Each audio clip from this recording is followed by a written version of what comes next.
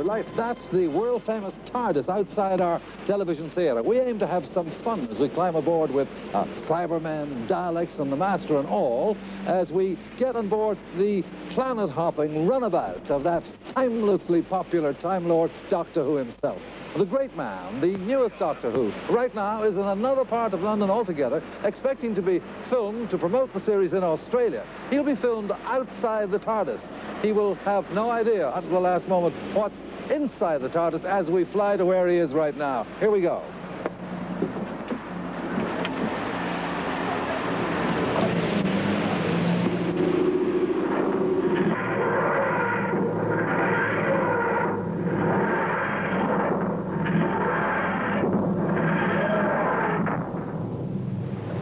We've landed in Trafalgar Square. Hello, hello.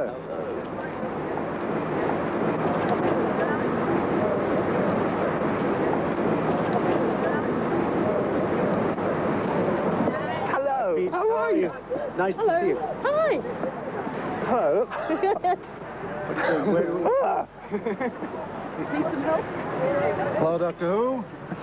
The Daleks and Cybermen are my bodyguard because I've borrowed your TARDIS for a special mission so that I can say, actor Peter Davison, tonight this is your life. You're joking. Oh, I'd rather be doing this than doing this. Well, I've learnt it.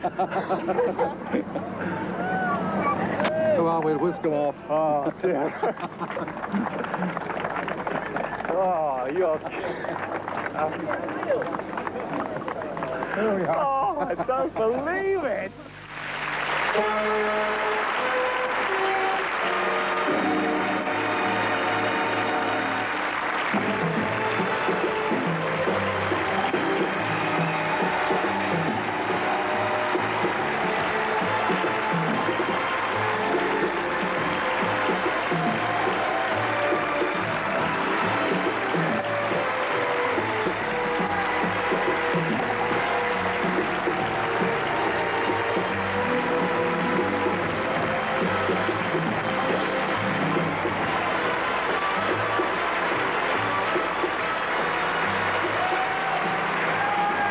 And of course, my thanks to all from Doctor Who for helping me with that surprise. Sarah Sutton, Janet Fielding, a reincarnated Matthew Waterhouse, Tony Ainley, and of course, producer John Nathan Turner and John Mahoney for getting you there. And of course, Doctor Who isn't your first journey into television space. In 1975, you starred in the popular children's series Tomorrow People. Oh, no.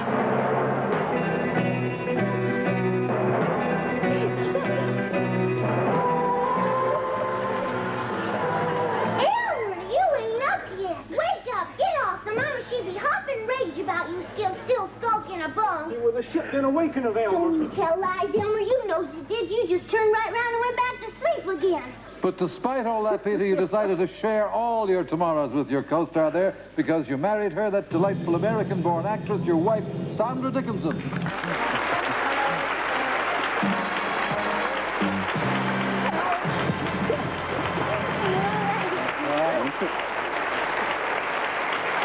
But Sandra, you had in fact met Peter in a rather more romantic production. Yes, we did Midsummer Night's Dream up in Edinburgh together, and I played Hermia and he played Lysander, the lovers. Very romantic. Is he as romantic in real life? Well, he is really. I came home to my flat one day where I was living, and my washing bucket was filled with this huge bouquet of flowers, and there was a note saying, "Marry me, yours spontaneously, Peter." That was after I'd proposed to him 300 times. Well, you had proposed, accepted, and asked because you both took off for Sandra's hometown of Rockville in the state of Maryland to get married. But you couldn't decide which of Sandra's two brothers was to be your best man. You thought about it and thought about it. And in the end, you decided to ask me to be your best man. Right, and you decided to ask me to be your best man as well.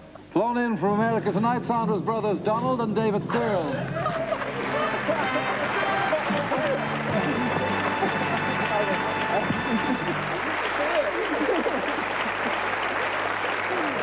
All sounds to me, Donald, as though Peter was in trouble if he'd asked you both to be best man. Well, he most certainly was. But ever the diplomat, he came up with the perfect solution. Yes, Donald handed me the ring, and then I handed it to Peter. Two best men.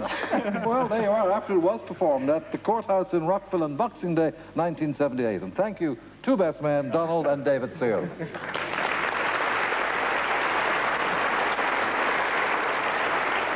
Well, Peter, you're also in another very popular television program based on the books of James Herriot about the life of a country veterinary surgeon. Of course, all creatures great and small.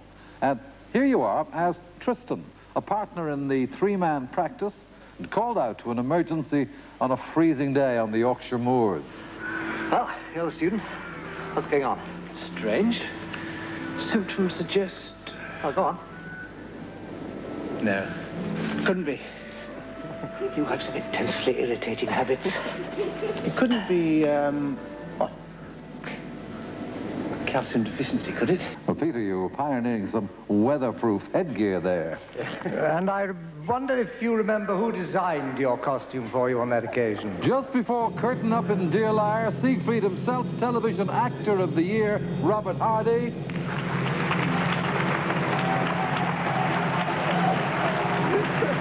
And your other co-stars, small creatures, great and small, Carol Drinkwater. And on his way to underneath the arches of the Prince of Wales Theatre, James himself, Christopher Timothy.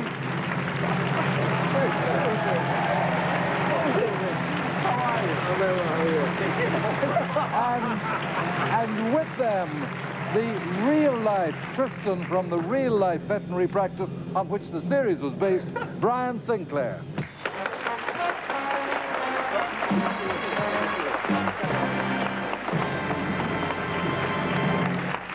Robert, what about those clothes that he was wearing there?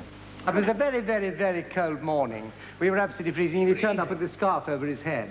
And then they said, we're going to shoot now, and he started to take it off. And I said, no, you look marvelous. He said, I can't, because he's very conscious of his good look.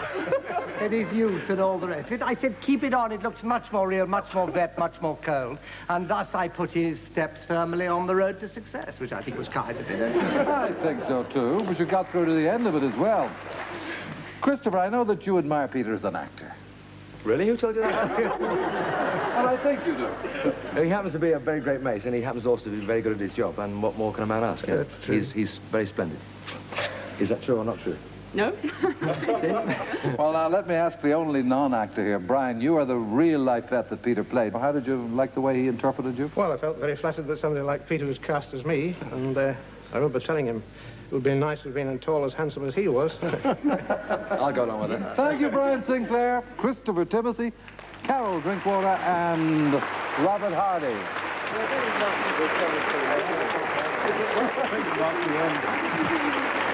Well, Peter Davison, this is your life, and you were born in Streatham, London, 13th of April, 1951. And it wasn't just the 13th. It was Friday the 13th. Your mother, Sheila, and your father, Claude. And with them, your sisters, Pamela and Barbara. And with her husband, Clive, your eldest sister, Shirley.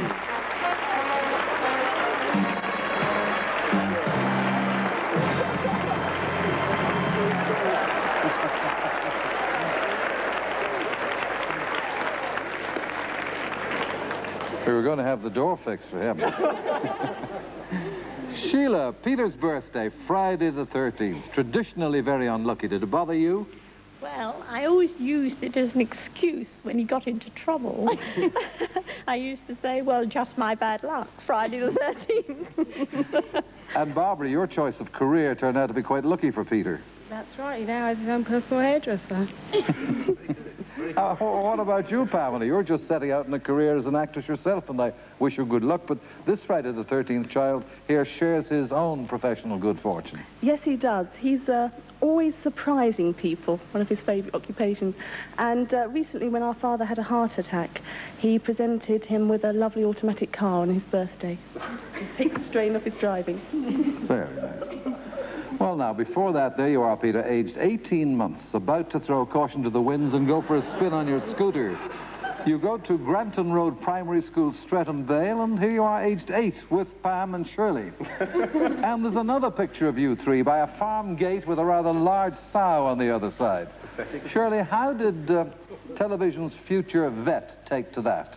Well, Eamon, we used to feed her with scraps, but one morning she wasn't there.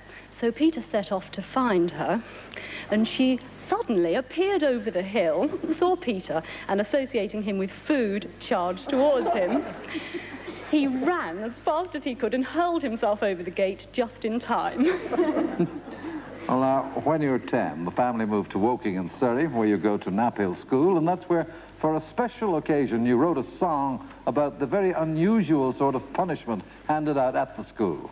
To find a cruel punishment, you'd have to look afar, for he sent them for hard labor with the orchestra. Playing and singing for you tonight, your music teacher from those days, Margaret Hennessy Brown.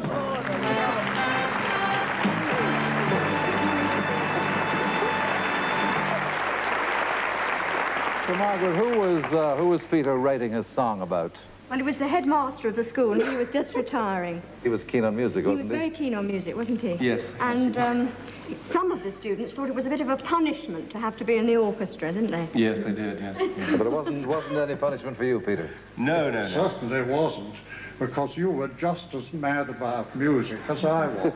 The headmaster about whom you wrote that song to mark his retirement 13 years ago, Tom Barnes.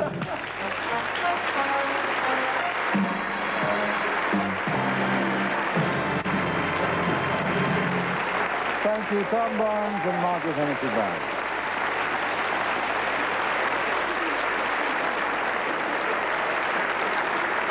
When you're 17, Peter, the local Byfleet players are casting a production of Antigone, and the producer gives you the romantic leading role. There you are in rehearsal, about to go into a clinch with your leading lady.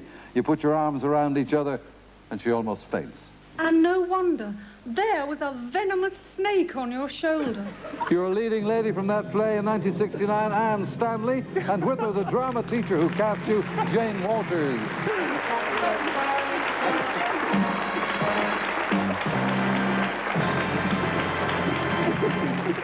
Now explain that, a snake on, venomous snake on his shoulder. I leaned forward to give him this very tender kiss, and there was what turned out to be a plastic snake on his shoulder. I stand in shame, so... But we did get our own back because he had to wear a very, very tight costume. So tight, he said, I can't breathe. And we said, you're not supposed to, just act. But Jane, jokes apart, he showed a lot of promise. Oh, certainly, yes. Even at that early stage, he showed a lot of sincerity. And in fact, when we entered a drama festival with that play, he was recommended for Best Actor. So obviously, we encouraged him to go on to drama school. Thank you, Jane Walters and Anne Stanley.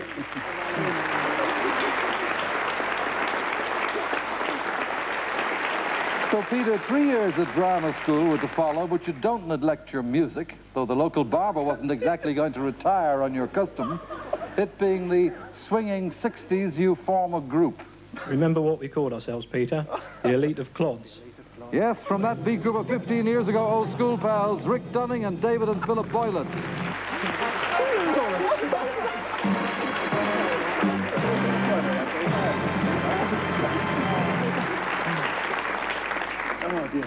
While you're at drama school, that a fellow student offers you a moment of pop stardom. Mind you, he extends the offer to the rest of the class as well, and the result was an appearance on Britain's most popular pop music program. Now, spot if you can, Peter Davison on a 1970 edition of Top of the Pops.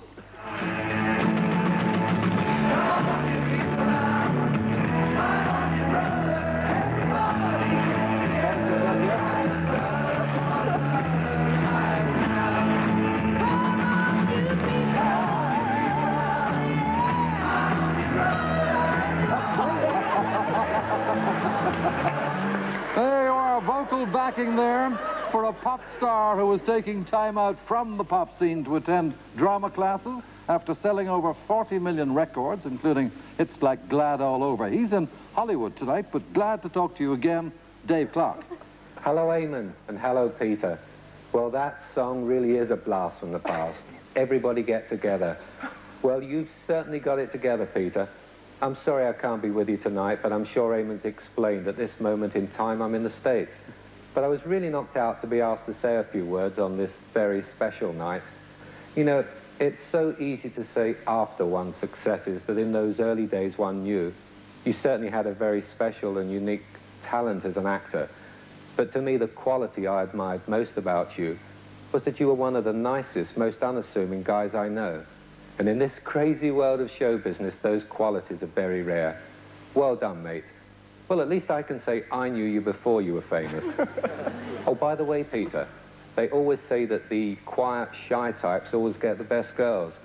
Well, you certainly proved that point, didn't he, Sandy, love? Have a wonderful night, both of you. Love to all our friends. God bless. Thank you, Dave Clark. In your final year at Central School, you appear in Tennessee Williams' Period of Adjustment, about two American-Korean war veterans trying to rebuild their lives. You are to make an entrance at a touching moment when your pal is sitting on the settee holding the little dog to which he is so attached. It's been lost, and he's just got it back. But, Peter, when you made your entrance, I'd lost the goddamn dog again. Now, an actor in New York, you haven't seen him for 5 years. We'll be flown in from there tonight, John Curlis.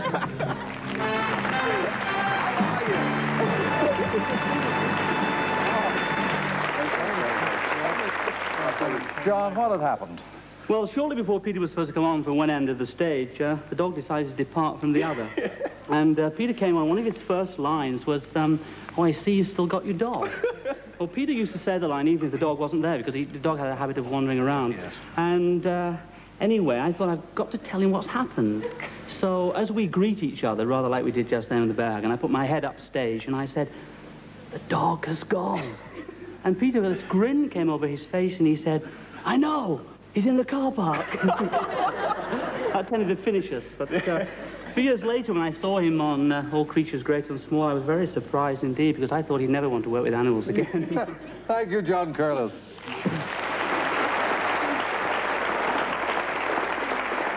But when you leave Central School, despite all the promise you're showing, the parts just don't come your way. You get a temporary job as an office clerk, and the permanent clerks regard you as very much the younger brother, and when audition chances come up during the working day, they pack you off and share your work between them. Because we all thought the world of Peter and wanted him to be a star. Where of all places did you find such helpful friendship but from the Inland Revenue Tax Office at Twickenham, Middlesex? Here they are, Ivy Bear, Tom Peacock, and Eleanor Jones.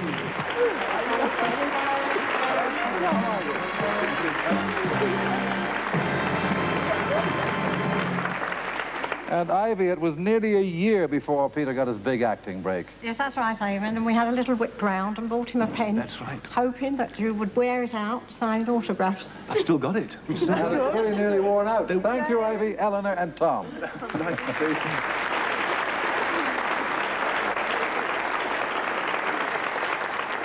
Well, Peter, the part that proved the big turning point in your career was as Tom in the series based on the H.E. Bates novel Love for Lydia.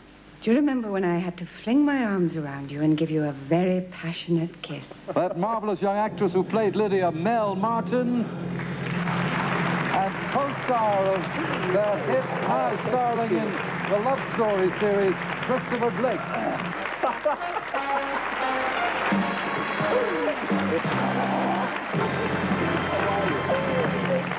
Mel, I'm sure Peter must remember that kiss. Yes, well, I certainly do.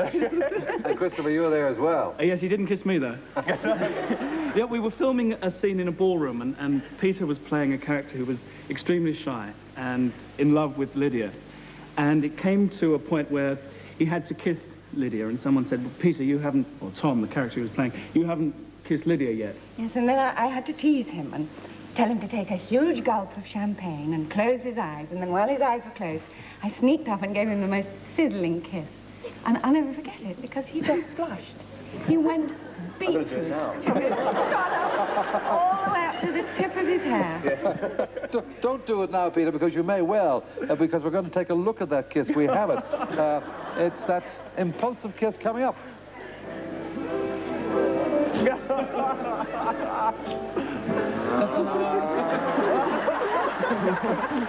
Thank you, Mel Martin and Christopher Blake. Superb.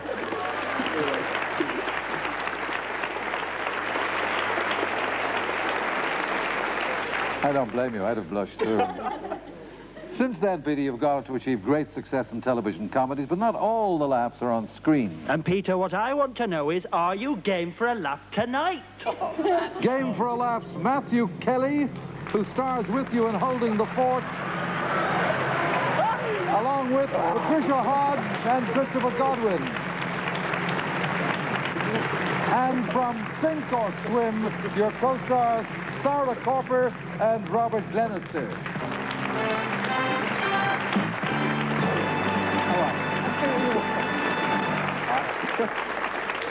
Matthew, what's all this about asking Peter if he's game for a laugh tonight? Oh, now, you'll find out in a second, Damon. But first of all, I'm going to hand over to Sarah. Well, it was after our last show, and Peter suddenly announced to the studio audience that I was going to sing for them. And he was going to accompany me, weren't you?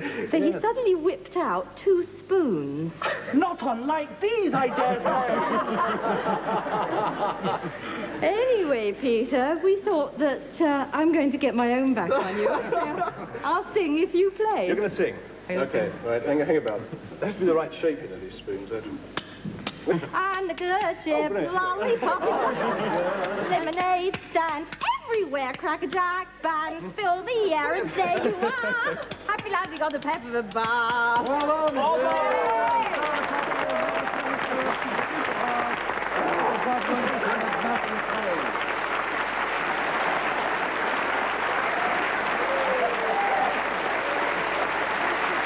Well, now, Peter, that professional versatility of yours made you #1 choice as the new Doctor Who earlier this year. And very recently, you teamed up with a popular character when the TARDIS made a surprise landing close to one of your latest allies, Captain Briggs.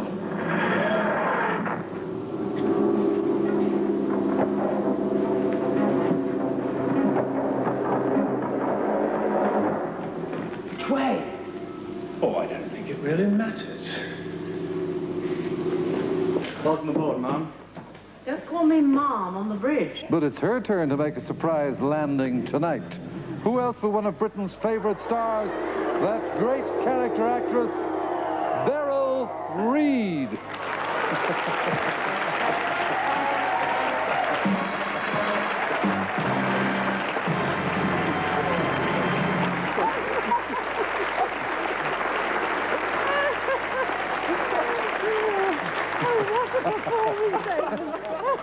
Beryl, tell us about meeting Doctor Who in real life.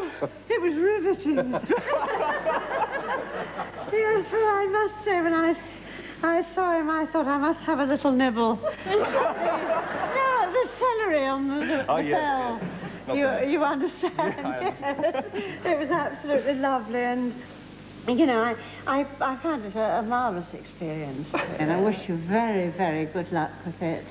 And I've also bought you a bit of celery. Thank you, Beryl Reid.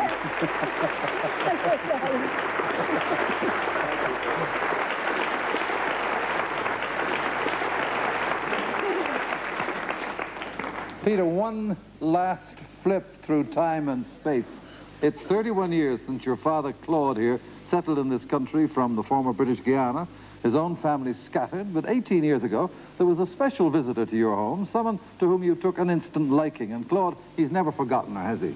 No, he's always been very fond of my youngest sister. She's good fun. And that's why our final trip back in time is to the favorite aunt you first met 18 years ago, because we've flown her from New York, your Aunt Olga.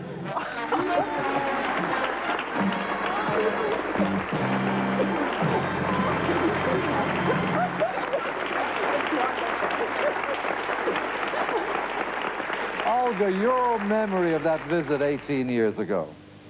Oh, yes. Peter was about 14 years and mad about music. There would be music from his room day and night.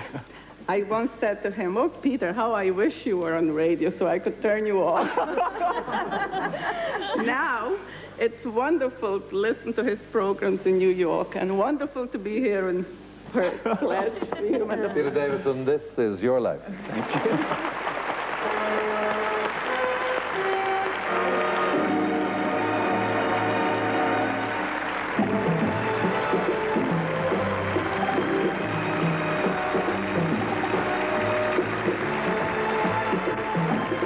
And next Wednesday at 8 o'clock, Eamon Andrews will be back with a special one-hour edition of This Is Your Life. Next Wednesday night, 8 o'clock. Join us then.